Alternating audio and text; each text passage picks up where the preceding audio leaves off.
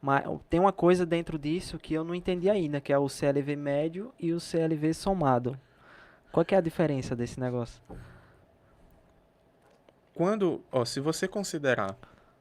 Se você considerar que a ordem de fechamento, aí tem uma coisa importante, Sérgio, Sim, sobre a ordem de fechamento, você precisa tirar o juice, sim, com certeza. tá? Então vamos imaginar aqui que um mercado fechou 195 e 195, né? Um mercado bilateral, 195 e 195. Essa odd aí, ela não é a odd justa ainda. Não, Ela tem porque que a ser, casa tá tirando o ela tá lucro tirando o dela. lucro dela, 195 e 195. Ela tem que ser 2 e 2, Sim, né? Eu boto esse exemplo porque ele é mais fácil. sim. Então, quando você for calcular a sua odd de fechamento, você nunca pega 195, você tem que pegar 2. Ela fica mais difícil ainda. Pô, Eric, eu apostei em 197, o mercado fechou em 95, eu venci o mercado. Eu disse, não, você venceu os outros apostadores, mas a casa você não venceu. Se a casa puxa 3% para ela, não conseguiu É, bater não conseguiu. 2,5, Você 2. ficou no meio do caminho. É bom vencer os outros apostadores? Sim, É ótimo. Pô, você venceu quantas mil pessoas? Quantas milhões de pessoas? Sei lá, centenas de... 99% das pessoas. Você venceu muita gente, mas você não venceu muita gente mais a casa.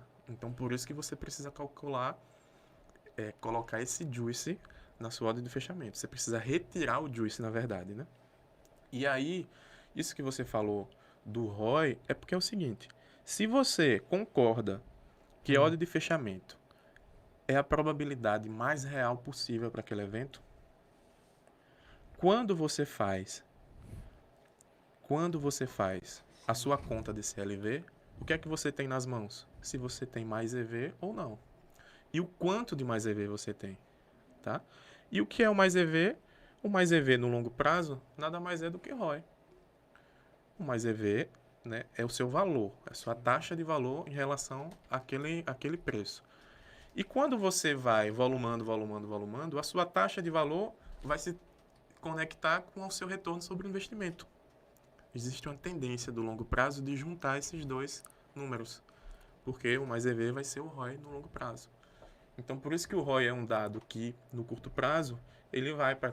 Você pega o ROI de um mês, aí você tem lá 20%, 20%. 30%. Então, é um negócio que não dá para utilizar muito Sim. como parâmetro. Mas é por isso que o CLV, quando ele se caracteriza como mais EV, né, ele vai, você tem essa conta daqui que você pode projetar o seu ROI do longo prazo.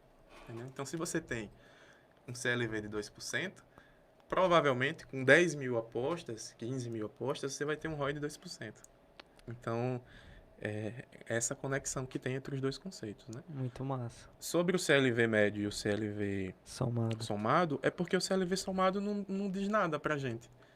Porque, imagine, você tem um CLV somado de 100% e um CLV somado de 200%. Então, quando se fala em CLV somado, é pegar uma aposta que ele fez, o CLV daquela aposta, mais o CLV de outra, mais de É, outra, quando vem vai dar 100%. isso não quer dizer nada, porque pode ser um CLV de 100% de 10 mil apostas. E o CLV de 200% pode ser de 200 apostas. Então, por isso que não quer dizer, não nos Sim. ajuda. Você tem que sempre que dividir pelo número de apostas. Ah, com certeza. É como um ROI, né? Como o ROI. A mesma coisa. Como o ROI, justamente. Porque se você faz uma aposta de odd 2. Você faz uma aposta de odd 2, com uma unidade. Aí o seu ROI é de 100%. Você não vai ficar somando, né? Ó, eu tenho um ROI de 100, mais 100 do outro 200. Não existe isso, Não. né? Então você tem que pegar o seu retorno e dividir pelo número de apostas.